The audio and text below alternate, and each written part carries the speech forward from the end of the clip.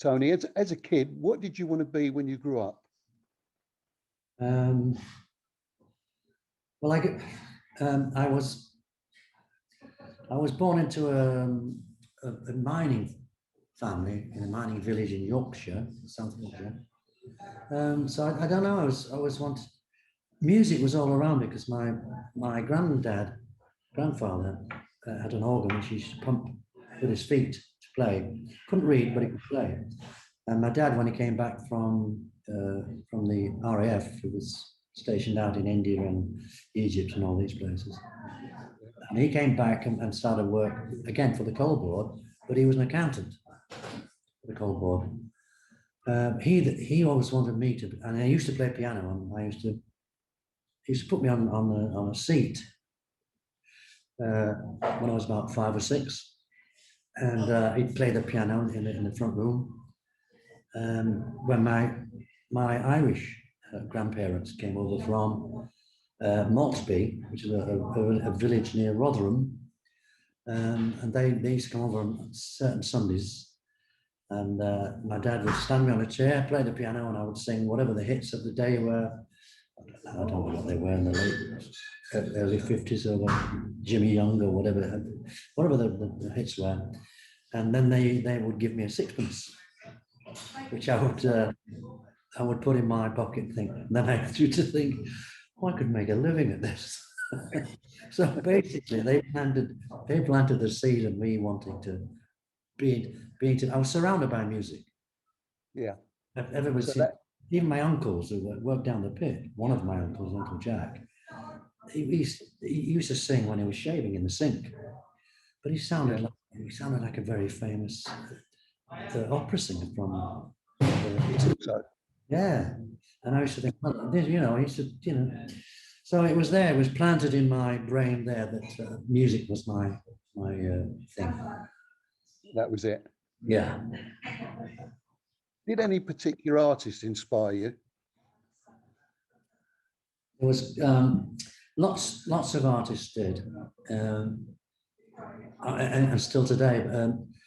As a young man or kid, of course, when sort of Elvis, when Elvis sort of broke through, and my schoolmates were all into Elvis.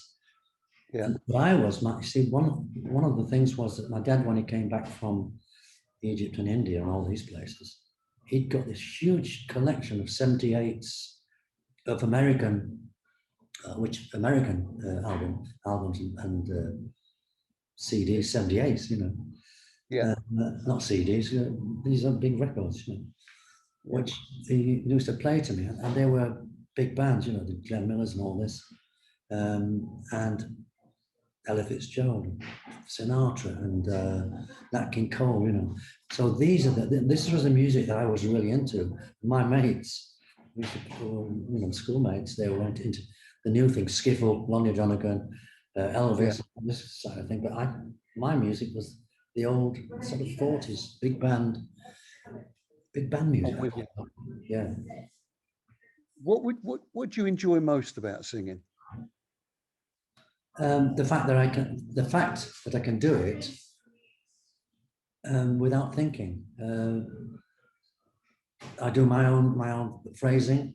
If I sing somebody else's song, I do my own phrasing. I hear the song and I just do it. And people say, "Oh, you're phrasing that very, very nicely," So it's just one of those things. Say you had to choose one particular artist to collaborate on a show with, and you could have anybody you wanted, past or present. Who would you choose? To be on a show with? Yeah. To actually work with, you mean? Yeah. Yes. Sing with. Oh, I mean, my all-time hero is Frank Sinatra, of course. Any singer would kowtow to this guy. He's just, to me, a genius. But I mean, lots and lots.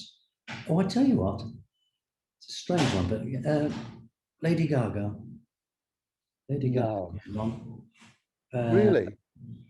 Yeah, because she's forget the pop. She's an actual good singer. She could have been a hit star in the 40s.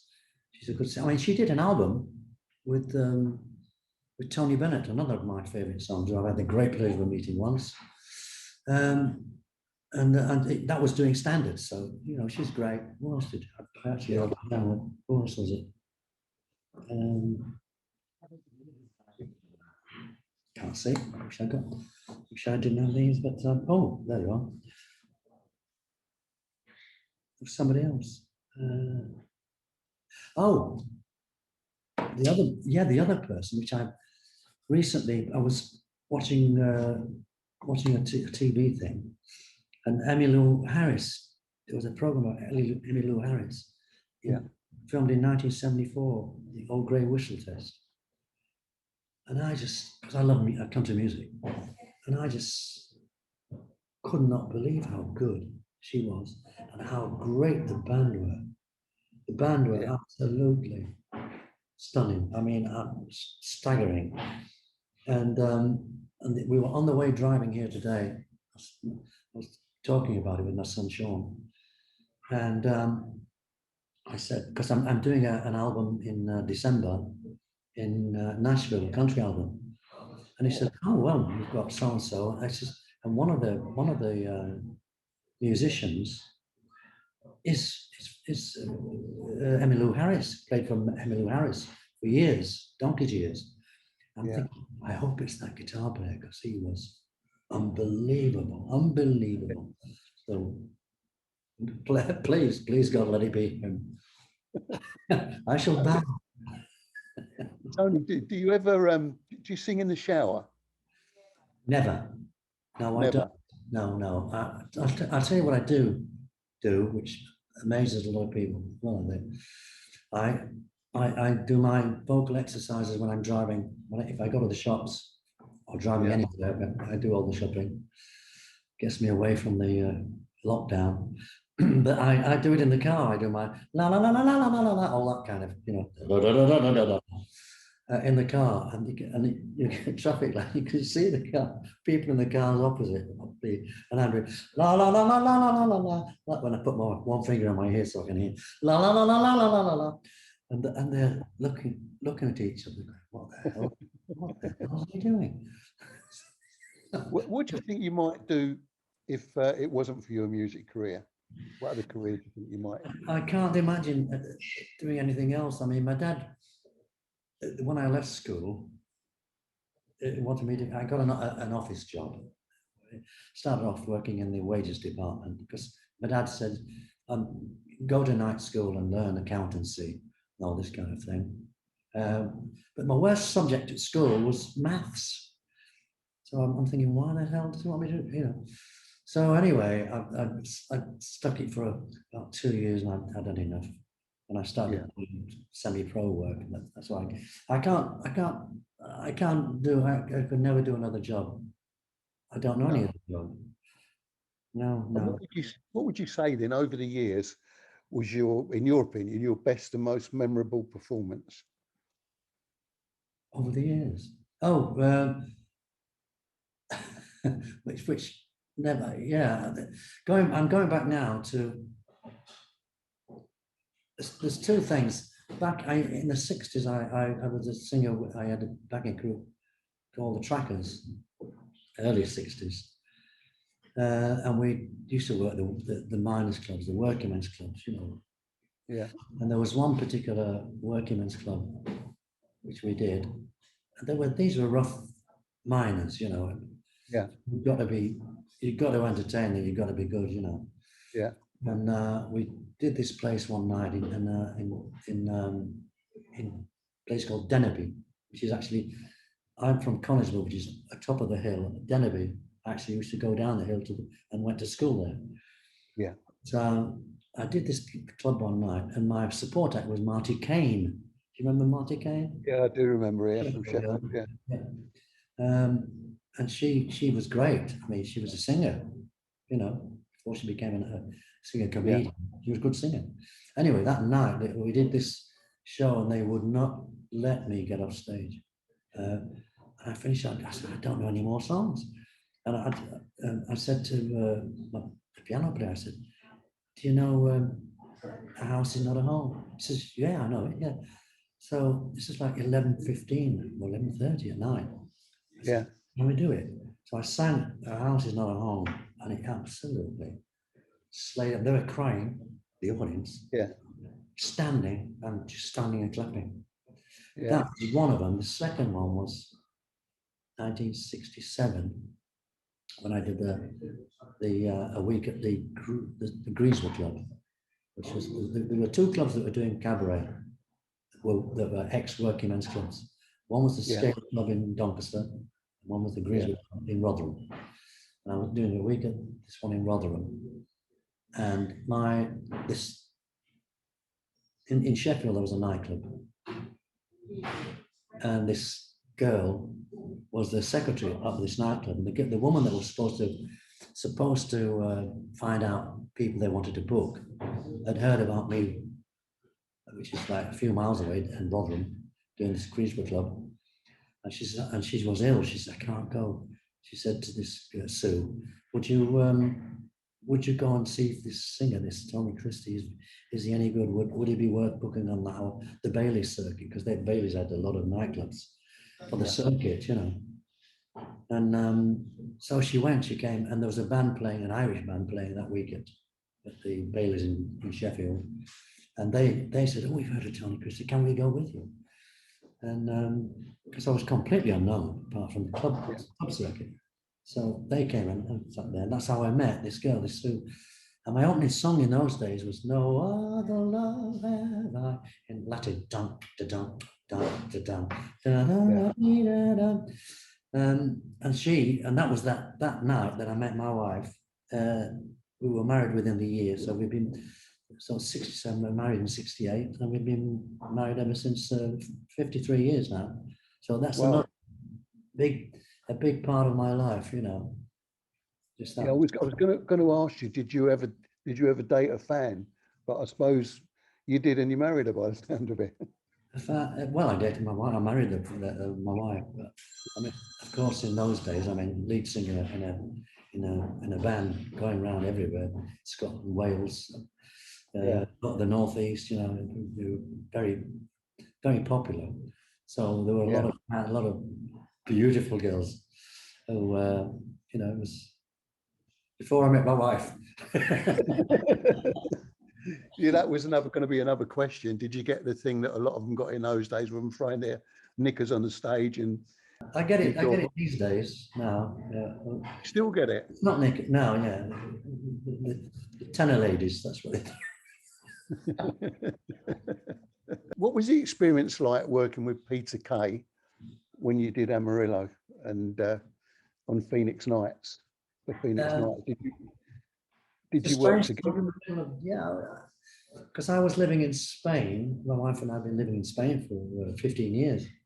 Yeah. And it suddenly became getting a lot of radio plays and everything. So my son, who lived in the Midlands, arranged for me to do a tour.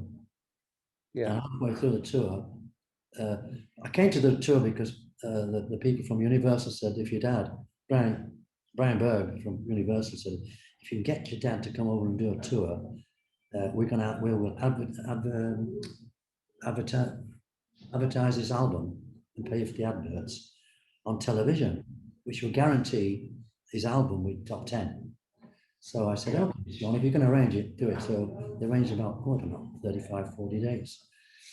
And halfway through, I was in, I think it was York, at this theatre, and I got a call at the end of the show from Sean saying, Peter Kay wants to know if you can go down and do Amarillo for the comic relief. I said, well, I'd have to go down tomorrow, get a train and do it, help him, you know, and then get the train to the next gig, which I think was in St. Helens or somewhere. Yeah. Well, he says, well, that's all right. So I did that, arrived there, Peter Kay was there, and he says, I'd got this beautiful brand new suit on, which had Savile Row, cost over $2,000. And I said, you know, he says, no, I want you to wear this. And he held up this purple jacket. I said, I can't wear that. He says, it's a comedy. I said, oh, I look stupid. He says, it's a comedy. Oh, so he put it on me, and it was like the sleeves were down there. Yeah. They had to put clothes pegs in the back because it was so big. Yeah. I put his shirt on and the tie, whatever. Anyway, I did the thing. And that was it. And then I did what I thought was a rehearsal on the machine, the walkway thing. We did it once, and I said, right. He says, thank you. This was the director. And I said, oh, that wasn't that a rehearsal? He says, no, we took it. Oh, okay. So that was it. It was in and out. Wow. Onto the train up to St. Helens and for the next theatre show, you know. So Yeah. that was it. That's how I met, you know. We didn't have And that went we didn't have to time to number get. one. Hmm? So that went to Oh, number one then. yeah, it was number one. Yeah, that Yeah. week it went to number one, but that weekend, that single went to number one, and my album, which at the time was laying at number 3, that went to number one. So Wow. after 15 years of out of the UK and living in Spain and doing most of my work in like Australia, New Zealand, and the Far East, and Germany, Austria, all these places, but not the UK. I suddenly sitting there with a number one album, number one single. So that's why my wife and I came back. We booked a hotel for, well, you know, for a few weeks in Lichfield, and we started seeing our son and grandkids more often. They used to come out to Spain, but my wife said, you know what? She says, I'd love to live back here so I can see the grandkids, and there's more on the way, of course. Yeah. Because I have 3 children, and now I've got 7 grandchildren. So that was it. We moved back 16 years ago, 16 years ago, yeah. Yes, something you touched on there about when you was working out of the UK, specifically Germany, and read up on it, and I see that one of your albums, Welcome to My Music, reached number 7 and went platinum. Why do you think the Germans have such a high appreciation for your music? It's strange, but I never, you know, because I had the early success with the 70s, early 70s stuff. Yeah. They want, if they take to you, they're very loyal, you know, and I mean, really loyal to you. Whatever I did seemed to go down well with them. So I did a thing with Jack White, who he was the producer of. Oh God, here we go.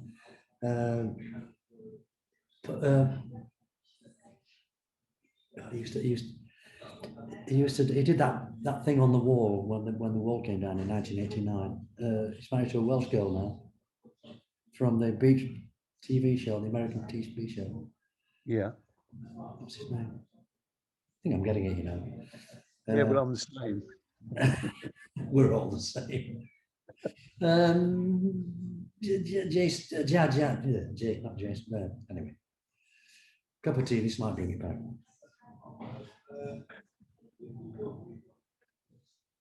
Do you prefer recording or performing on stage? What's your preference? I don't. Stage is great. I mean, I've always been a stage artist, so I know, you know. Yeah. I even enjoyed. I was offered. I've had a couple of pantos which I've enjoyed doing. One in Windsor with a few big names. I can't remember. And at Cambridge, I did a nice panto there. Yeah. I just enjoy performing and recording. More than recording. Yeah. Recording. See, when you're dead, that record's still there. The live performance is gone. So I always treat a record as a legacy. Yeah. When I'm no longer performing, that is there to listen to. Yeah, I can understand that. What would you say is the best advice you've been given? The best, keep it clean. The best advice. Best advice. Oh God. I've had so much advice. I can't think. Well, it's always been good. You know, Yeah. it's always been positive. What advice would you give to someone starting their music career now? Now, Singing career, different yeah. world. It's a different world now. It's back in the day, if you made a record and it wasn't a hit, then you made another record. You signed a deal and you kept making it until you got a hit. Now, if you have a miss, they kick you out. That's it. Goodbye. It's so Well, different. It's so it's changed so much. wow. Talking about change, how do you feel the internet has impacted the business? It's made a big difference. The only bad thing is that it's chopped a lot of um, money away from the artists. They're not getting their payments that they should be getting because the internet it's all worldwide, and they're not the percentages have gone really low, Yeah. and they're not getting paid. A lot of artists are getting nothing, including myself. So that won't be good in the long run, will it? A lot of us are working at the moment, do you? But in the long run, that won't be a good thing, will it? If the Well, artists are not getting paid. Well, it may make some of these people, you know, some of these big companies who are making billions and not paying any tax. It Yeah. may pull them into line and make them pay, which they should pay. So there's one thing that I mean, there's going to be a lot of artists who are going to go for what they should be getting. So that'll What would you say you was in charge and you could change anything about the music industry that you wanted? What would you change? the present day music industry. Yes.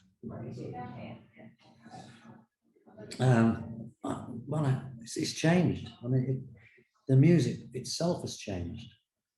At one time, a song was a song.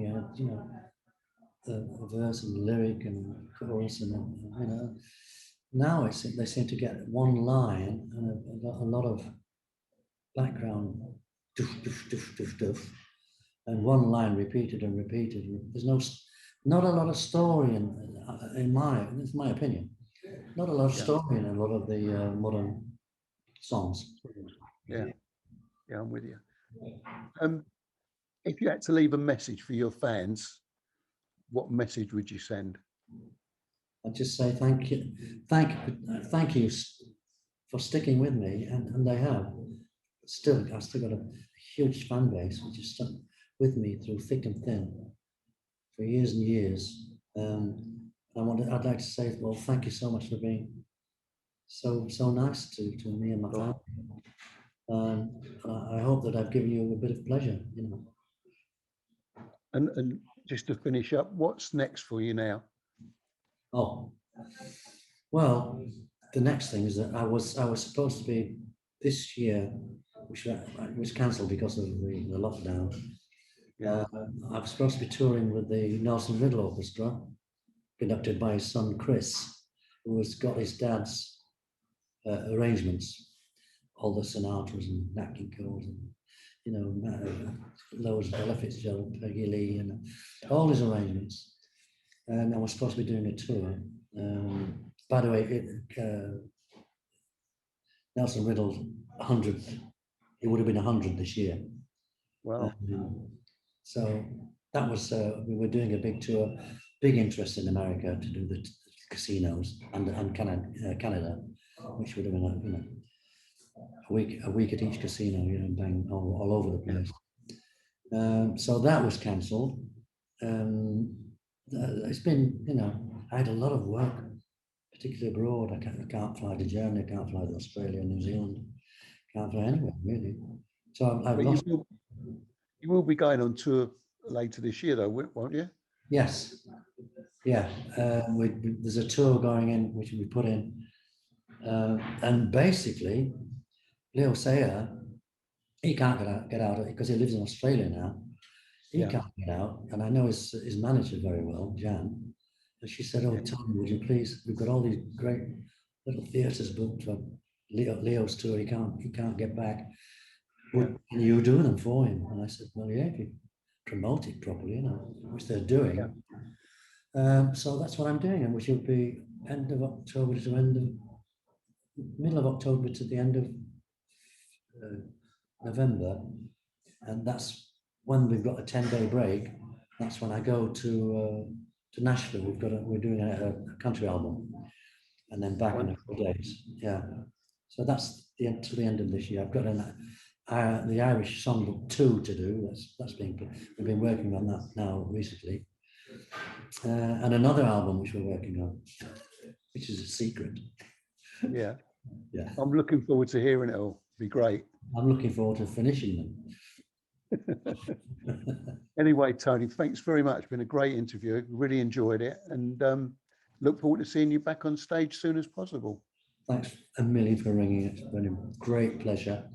Thanks a lot. Yeah. You lost that